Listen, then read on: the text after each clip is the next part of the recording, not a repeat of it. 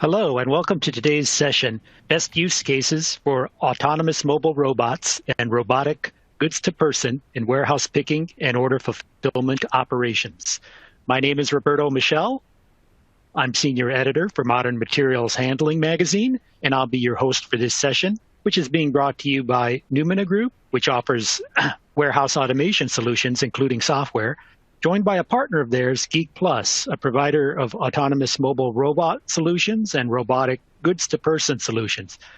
The by now fairly well-known AMR and G2P acronyms. By taking in the content of this session, you'll learn not only what AMRs and G2P solutions consist of, but basically what they can do for you. Our presenters plan to discuss leading use cases and integrated workflows, and how to design your use of AMRs and G2P solutions to accelerate tasks as an integrated process that spans pick, pack, and ship. Our presenters will also discuss how people-centric systems like voice can be blended with mobile robots. The benefits of mobile robots can also be combined with more traditional forms of automation at points like packout. In short, if you're wondering how to apply mobile robotics to accelerate specific workflows to get the throughput you need with less wasted labor on non-value-added tasks, then this is a good session for you.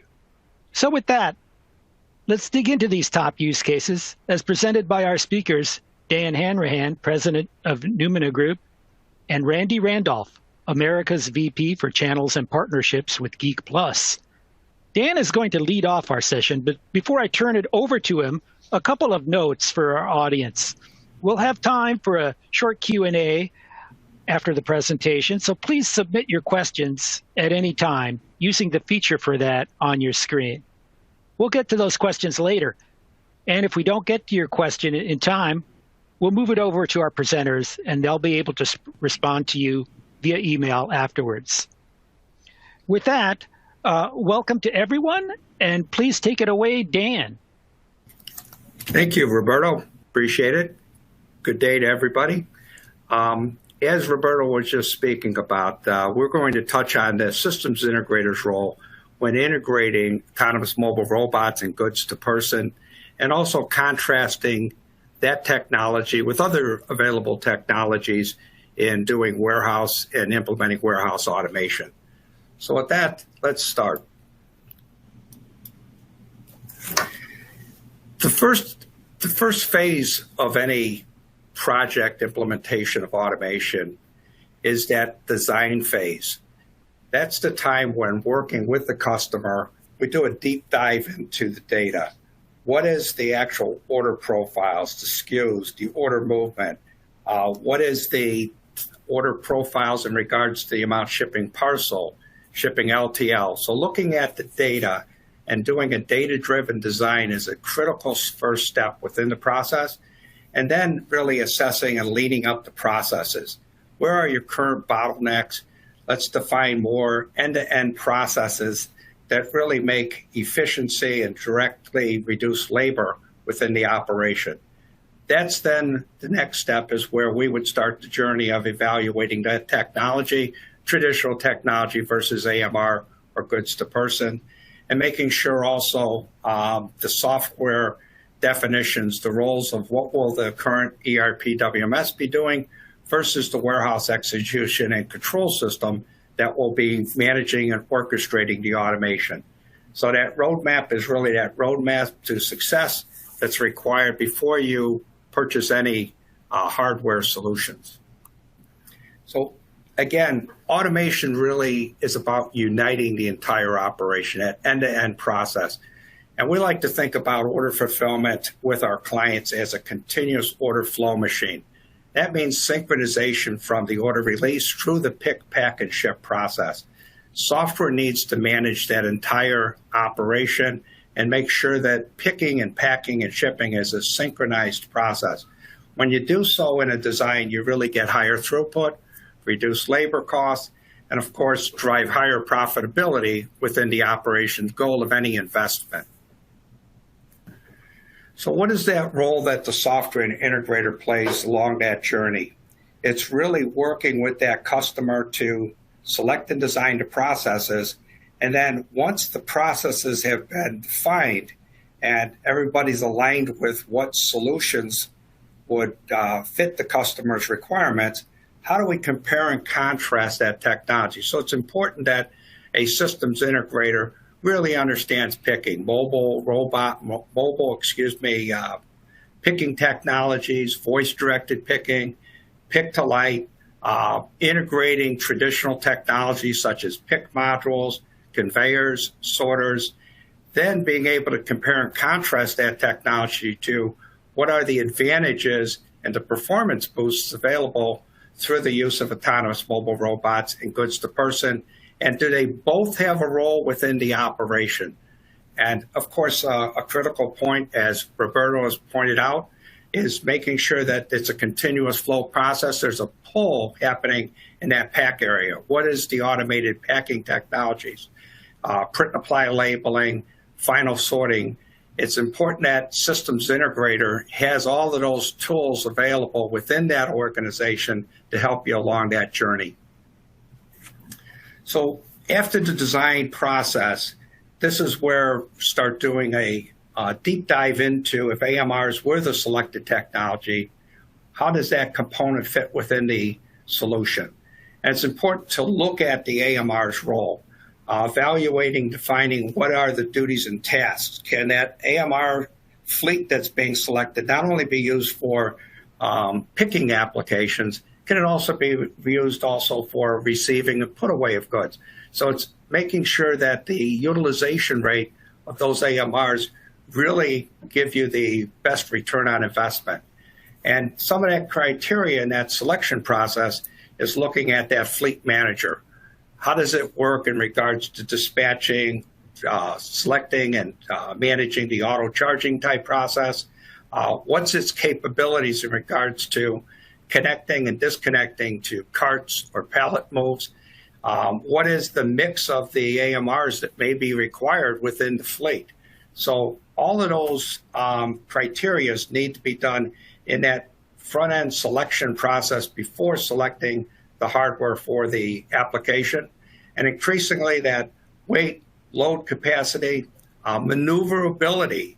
If you're delivering to pack stations, can the AMR deliver, say, a large batch pick cart to a pack station and be able to very quickly decouple, reverse itself, and exit? So you've got tight space that you're working in. That maneuverability and ability of a AMR to, say, rotate in place at the packing area is another critical component that we're seeing increasingly used when we're doing a selection process of the AMR vendors. Again, AMRs also over the last few years have increased in capacity load. And what advantage does that provide? If it was a batch picking application, you now have an ability to dispatch an AMR that can handle a large load of 25, say, mixed case picking or pick to carton type application, or picking a full pallet of mixed case. So fast auto connect, disconnect in the cycle time, utilizing carts where you can drop them at packing, freeing up the AMR to continue to be dispatched to its next task, get you more utilization of the AMRs and get you better return on investment. Also allows you to get more work done with a smaller fleet of AMRs. Again, an important task when doing the ROI justification. Combining voice and AMRs, what that allows an application to do is really unite the people and the AMRs together within the same operation. So using wearable computers with voice messaging allows you to direct the worker to the work and keep them hands-free working where they can scan and do the validation of the item pick. So pick pack validation, serial number, sell-by date capture. It's a much faster, more accurate environment. And I like to call it replacing the follow me mode. So traditional AMRs that had a tablet associated with them, the operator's looking for where it's gone as a location and then meeting it. What we want to do is be more proactive and do the direct me, meet me mode. So as soon as an operator finishes up a work task, we know what location he is. We know where the next AMR is coming to that zone, and we can move the workers to that location who's closest to the AMR. What that does is drive up pick rates. And we've seen really great dramatic increases in picking productivity utilizing this technology. We've gone from a traditional batch pick cart, which is typically 125 to 150 picks per operator, to getting 2x the type of performance by combining voice and AMRs into the same application. Another advantage of pick to voice is it's a mature technology. So within our warehouse execution software suite, we already have been doing for over 12 years voice picking using traditional pick carts or discrete carts. So that comes along with the application. Advantages at the end of the day, you have a small group of orders that needs to go out, or an emergency small order. AMRs are great, but if they're designed to handle 25 orders, how do I go out and just pick that single order, discrete order? And that could be done very easily by just logging into our web screen and utilizing the traditional picking technology. So you get the blend of both the manual batch pick carts, discrete picking, and the advantages of the speed and performance of the AMR batch picking, all within the single application. So again, uniting all of the workers together throughout the process, where the AMRs, goods to person, and the people are working unified together, is a critical part of what the software requires within a automation application. So the WES typically is going to manage that order release, order optimization, perform cartonization so that it can select the right shipping cartons, assign and release that work, and manage really synchronization of the goods to person and the AMRs within the same application. All of that is done through really that design process of selecting what is the right blend of technologies needed across the entire operation. Pack and ship. So another really important technology that really you want to continue to have a pull process, pulling orders through that packing operation, leaning up the system.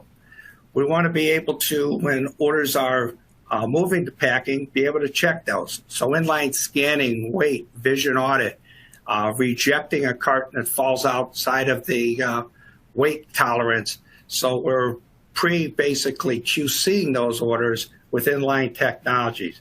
Documentation, pack slip print, fold, insert, marketing coupons can be automatically inserted. Again, taping, either auto tapers or semi-automatic tapers. So having the intelligence of the warehouse control execution system directing orders to the right packing area, integrated, again, end-to-end solution, print and apply labeling, another important task that can automate the manifesting, scanning, weighing, dimensioning, the ability to take the touches out of processes, eliminate manual manifesting stations.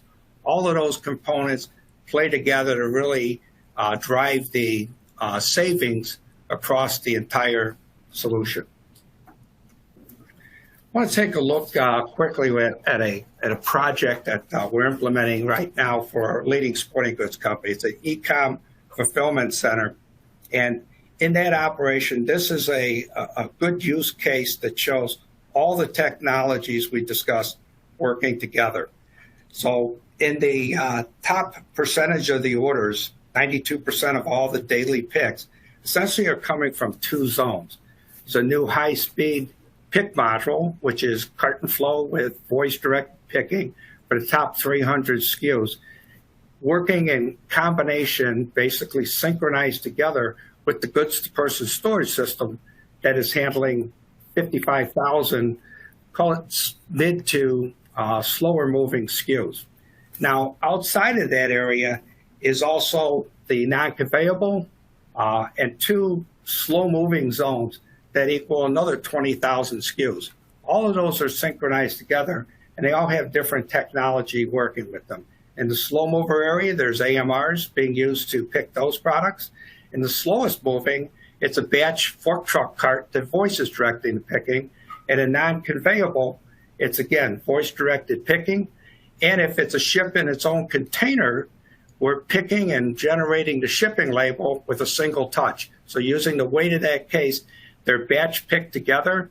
We pick, print the shipping label, apply the shipping label, and it directly goes to the dock doors. So the whole idea is reduce those touches and integrate all of these technologies all synchronized together within the same application. So Numina Group really looks at ourselves as an independent systems integrator. So we always look out to in the marketplace to say, who would we want to partner with? And one of the things that we've really enjoyed working with Geekplus is they really share our values. They are a design-first integrator. You need to come to them with the right data, analysis, and so forth. And their team is going to work with us doing further data analysis to ensure that the selection of the right technology is applied to the project. So we have one source with many different types of applications. For instance, another project that we're doing jointly with Geekplus has 3 of these AMRs being used together on the same project. So they're a great company to partner with, very innovative, with a full family of technologies. And an important aspect also is a universal API, that interface that we have for connecting to the AMRs or connecting to any of their goods-to-person technology is all built on the same application interface, which is important to a software systems integrator. And Dan, we appreciate you joining us on this call and participating in this call with you. We look for strong integration partners globally, and in selecting Numina to work with, we've certainly chose and selected a partner that has that design first alignment with us, that is solution focused, and not only in the design phase, but in the implementation phase, and then in the ongoing support phase, because we all know that today's markets are always changing, and those brownfield and greenfield solutions are dynamic and have multiple elements to that design first phase. As Geekplus, we're the largest AMR manufacturer in the world, so we bring a large portfolio of AMRs. We call it our solution tool belt to our integration partners and to the leading brands that we're ultimately supporting together. We've got a portfolio of over 500 global industry leaders in everything from retail, apparel, pharmaceutical, 3PL, and the logistics environment, automotive, and all sorts of manufacturers. We're globally located. Initially, we started off in Asia, and we have over 60% of the Asian market share in AMR robotics. We're new to the Americas, and our growth strategy is to work with skilled solution integrators to design, implement, and support our technologies. And we trust them and their solution choices as they solve clients' problems. One of the things I wanted to share with our audience today was really some innovations and continued innovations that we're bringing to the AMR market space. Our AMRs are part of solutions that solve picking, sorting, moving, denser storage, and improved workflows. And when we look at AMR technology, we're really looking for we're looking to improve the processes. We're looking to compress the footprints, and our goods to person solutions do just that. Eliminating walking and bringing the goods to the picker, or allowing replenishment to be done without entering the replenishment field. We're able to save as much as 3 times the time spent walking to those locations for either picking or putting away. We've got sorting solutions that are extremely flexible. And in today's world, everyone's looking for more sort destinations. They're looking to process returns in an innovative way and potentially have returns robots and AMRs doing returns processing in the morning and outbound carrier sorting in the afternoon. So our AMR technology allows for that kind of flexibility. Our moving technology offers the quick solution to pickup and delivery. And we know today's forklift and labor challenges are really driving this moving technology with AMRs to solve those problems of time and expense in delivering products from the pickup point to the delivery point. Most commonly, we're seeing those deployed in the pickup from dock door to put away stock, and the reverse of that from back of picking station to dock door. We're also seeing even the important but less value-added tasks of moving packaging material to pack-out stations or taking trash from picking areas to compactors. We're also seeing a shortage of warehousing space, and that's where our four-way shuttle technology really comes in. And that we're able, with this technology, we're able to compress standard pallet racking and the wide aisles that accompany most of this existing technology, and we're able to compress an existing warehouse with the same quantity of pallet storage slots by as much as 40 to 50%. So it can be game changing when you're looking at either a new building and we're able to enabling you to stay in the same space and almost double your pallet storage. And then we've got the Robo Shuttle technology, which plays multiple roles. Kind of, I call it a little bit of the AMR high-tech glue that allows us to handle totes and cartons in various areas throughout your facility. Let's take a little bit deeper dive in one of our newest technologies that really leverages goods to person and then takes it to the next level. There's an enormous demand currently in the market for putting small and medium parts into totes. And the pop pick solution that we offer does just that. It supports tote picking, but it takes it to the next level. And we're a lot in the same field that we're storing totes. And on similar type but not tote-based systems, we're able to support picking cases. We're able to support picking garments on hanger. We're able to support pallet moves or large item moves that simply won't go in totes. And that flexibility allows the same system to support tote picking and large item picking. We're leveraging that technology to also compress the storage that's utilized by goods to person. We're able to compress that footprint by between 1.5 to 2x in terms of highly dense goods to person storage, and we're able to still leverage that goods to person productivity. The thing that we're able to do with Pop Pick that really changes the game is we're able to deliver totes at a really record-setting level. We're able to deliver as much as 250 totes per hour per workstation. And really, we've seen clients leverage this to be able to put 2 workers at a single Pop Pick station now.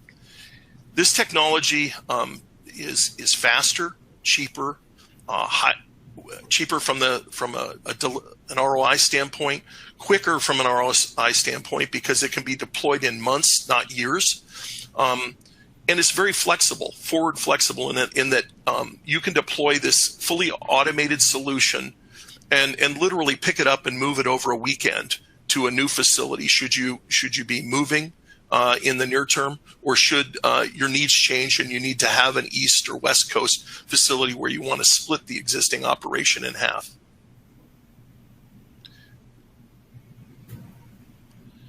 Great. Now we're going to take a look at an animation view of the Pop Pick in action.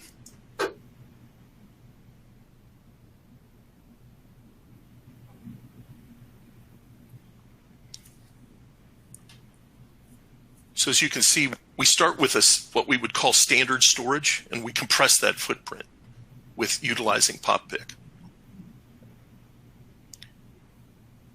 We're able to get high density storage of up to 60 totes in a single rack, which means a robot's efficiency goes way up because we're able to move 60 totes. And those totes are correlated with one another to support both slotting and efficiency in terms of picking. We're able to utilize our PopPick solution to support not only totes, but objects that require larger than tote storage. We bring those non-totable items to the side for picking. And the key with PopPick is larger storage, greater throughput capacity, and future flexibility.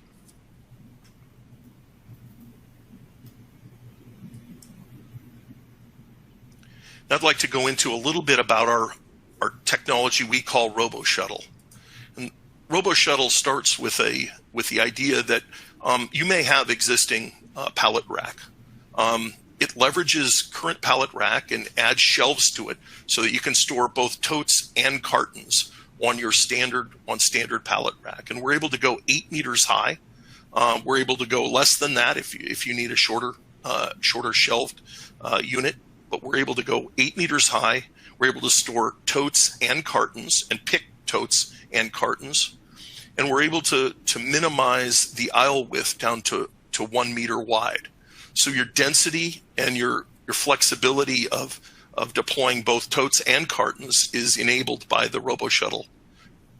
The RoboShuttle also has the flexibility to support picking, as well as what we call vertical conveyor or vertical storage buffer.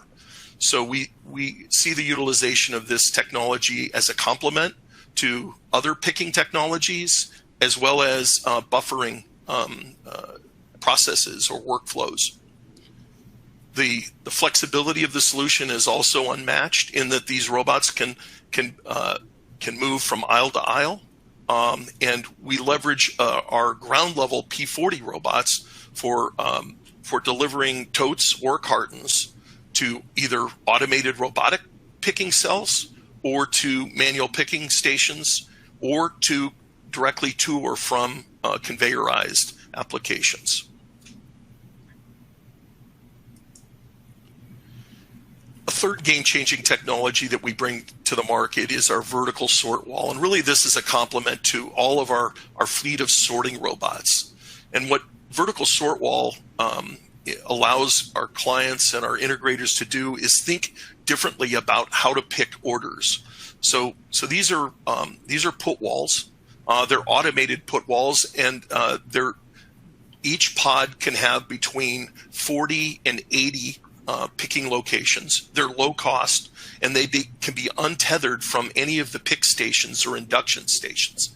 So we utilize the mobile robots to deliver goods to the pick pods or the vertical sort wall pods, and we're enabling thousands of orders to be batch picked at the same time across multiple zones. So if you've got an existing application, it might be goods to person, it might be manual or voice pick, you're able to induct those orders from any of the zones that you currently have or across zones into a single put wall without all of the manual labor involved.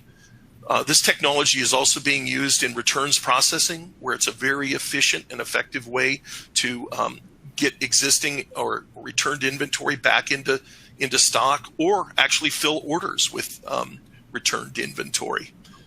So this technology is very flexible, and it fits the design first model that Dan and his team are working with us to implement. Broadly, solutions can be combined from end to end. So we can go to dense storage with our 4-way shuttle. We can support case and pallet, case and tote picking in multiple ways, including PopPick or RoboShuttle. We can support traditional picking, and combine all of those into a mobile put wall for an entire solution. The key here is that we offer a tool belt to our integration partners and their end customers to support a solution that's just right for them. Now I'd like to bring Dan back to talk a little further about our solution portfolio. Thank you, Randy. I appreciate that. As you can see, there's really a lot of choices in technology, more so than ever, that aspect of really looking at and analyzing what is the blend of the different technologies in selecting goods to person, vertical sort walls, robots for sorting applications. It's important to get that contrasting of the technologies together. And most importantly is what ties all that technology together. An end-to-end solution, it's critical to have the right software with all of the pre-developed application control modules that allow you to pick and choose and connect those technologies into a single solution. I'd like to hand that back over to Roberto. Roberto, hopefully while we were doing the presentation, we got a good few questions that myself and Randy can answer for the audience. Thank you, Dan. Thank you for your details too, Randy, on how to achieve integrated processes with different types of robotic solutions. It was all very enlightening. I do have one question. It's that has come in for Numina. I'll pose this to you, Dan. How do you decide between AMRs or goods-to-person picking? It's an interesting dilemma, and I think questions are really that design first. I hate to keep hit the same nail and hammer, I guess, on that aspect, but really as we look at the processes, what is the scalability? Where's the customer's 5-year growth plans? Where are they today in their appetite in regards to investment? And it comes down to really doing that analysis. Space, as Randy pointed out, becomes critical. If they're within the same facility, sometimes investing into goods to person frees up so much additional space within the operation, they can stay in that facility for several more years. And that's a major decision in regards to the cost of real estate, moving, and so forth. So I wish I had an exact answer, but it depends. And it really gets flushed out in the contrasting and comparing stage in the design phase to say, what is that best technology suited for their customers' requirements? Okay, that makes sense that you have to look at the data as you described in your presentation. I have a question for you, Randy, that has come in here. How would you describe pop picks, density/racking, compared with other ASRS solutions out there on the market, like an AutoStore or an Exotech? Yeah, great question. And I guess the first place to start in that question is, if the client is looking or the partner is looking to utilize tote-based storage, then a tote is a tote, and we're looking. The pop pick manages totes in a very high density environment. So everything equal, you've got whether it's 30,000 totes or 50,000 totes, you've got to store those totes and present those totes to a worker. So very similar from that standpoint, where the difference really, where the divergence happens with the pop pick is very scalable. Literally, each rack supports 60 totes, so you can start with a small footprint of totes, and you can expand and add that as your needs grow, as you add different product lines, or if you're a 3PL, as you add potentially more clients. The other driver in that density solution is, what do you do with the things that don't fit into a tote? Because there's generally some of those things. And the beauty of the pop pick solution is it enables both tote picking and non-tote oversized items to be picked, or overweighted items to be picked in the same field at the same workstation. So there's a real advantage there. I think the final element here that we think it differentiates the pop pick from the other types of technologies is the time to market and the ability to pick it up and move it. The time to market for this type of technology is literally 6 months or less. So we're able to quickly bring the solution, and these solutions have a very high ROI. We're able to get them working quickly, and then you're not basically permanently mounted to the building you put it in. If you need to move, or if you need to move it within the building, it's flexible enough to be picked up and moved. Okay, thank you, Randy. I have a question for you, Dan. That's come in. It says, my warehouse ships 3,000 orders per day or per shift. Does goods to person make sense for my operation?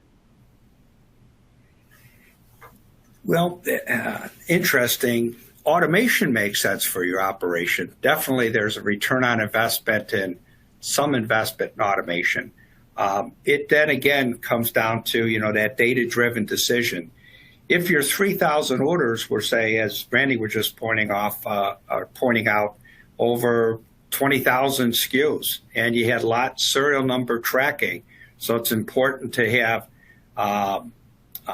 dense storage, you're low in space, you're definitely going to see a picking boost improvement, and then combining that with pack and ship technology, with that space savings and the efficiencies, it would be a good exercise for us to really look at this application and assess those questions. So you've got my email. Shoot me an email. I'd be happy to talk with you about what we may be able to do in helping you, reduce costs and improve productivity at your operation. Thanks, Dan. I have a fourth question for you, Randy. Could you address a little bit more detail about the flexibility of the VSW solution? How quickly can it be implemented, expanded? How many sort destinations can it support? And what makes it more viable than going with a conveyor solution?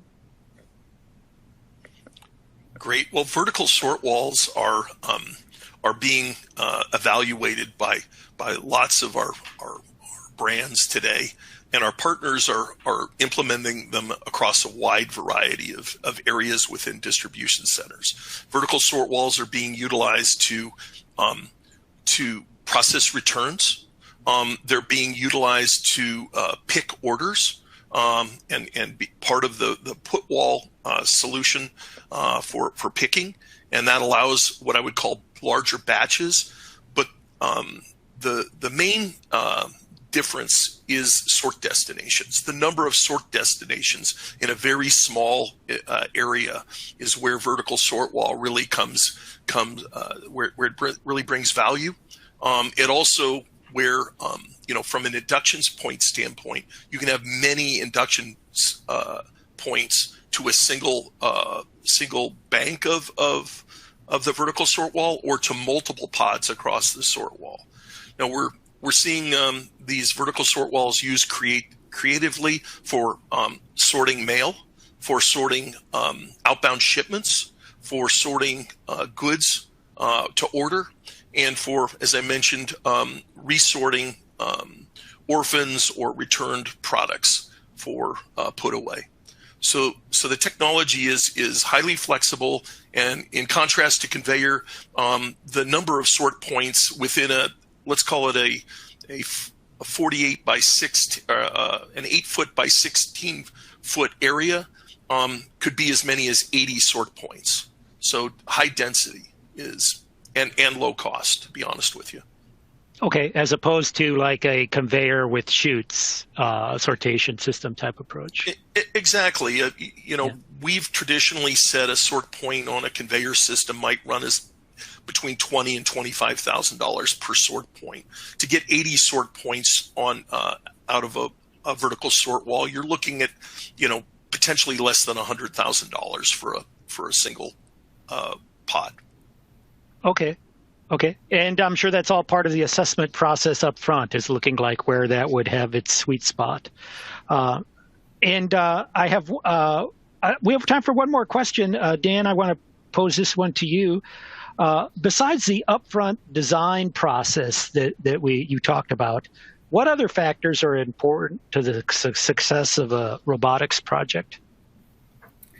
I talked about any automation project. An important part of it, when I mentioned it was a collaborative design, is really that engagement, I think, of the customer. A customer who's really engaged, that's reviewing those design documents, analyzing with us the different processes that fit their operation, and helping in that selection technology is very important. So an engaged customer is really, drives higher productivity and ensures that the solutions being delivered really matches their business needs. And then another critical component, I believe, is the software. It's really a software-driven solutions today. That's what will really differentiate the value that you get from the system, its ability to really orchestrate all the different automations that are available into a single end-to-end solution.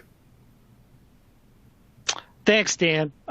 Thanks for both your insights, Dan and Randy, and for your excellent presentation on integrated robotic solutions that can also work well with your people and complementary fixed automation.